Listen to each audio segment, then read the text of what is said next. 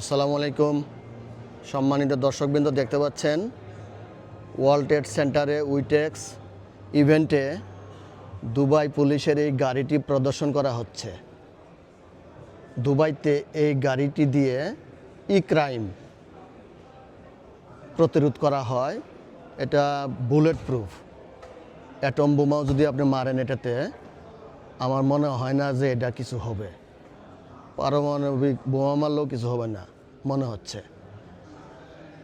সেই রকম গাড়ি দুবাই পুলিশ এখানে ক্রাইম করলে আপনার নিস্তার নাই। দুবাইতে যারা আসেন ক্রাইম বা যে কোনো ধরনের ক্রাইম করা থেকে বিরত থাকবেন।